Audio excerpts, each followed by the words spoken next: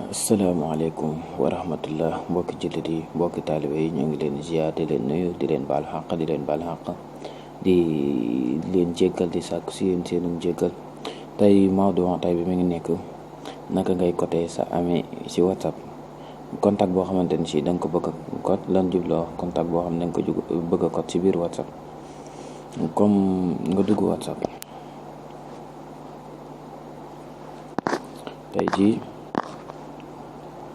Bismi ak Basiirou Diop tey mi ngi ni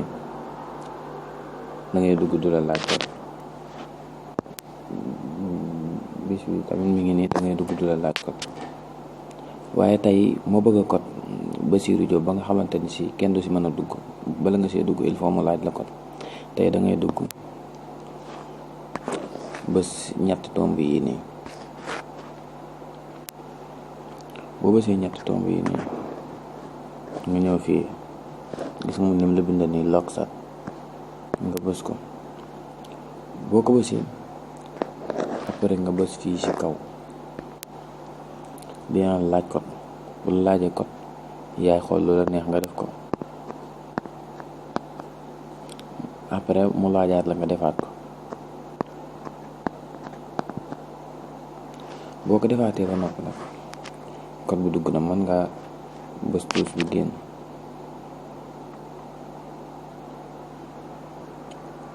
bu génnee nag bala ngaa mën a duggaat ci WhatsApp bi dalay laaj code nga doogu mën a dugg ci WhatsApp bës tuus fi mu toll nii tey bis bii nii mën na maa dugg duma laaj code mais nii dugg na laajuma code mais boo génnee Basiirou Diop bi tey bala nga mën a dugg il faut nga xam code bi ubbi ko noppi tey jii daf lay laaj code bala nga mën a dugg ma def sama code. waaw loolu nekkoon mawdu tey bi waaleykum salaam wa rahmatullah li ku ci am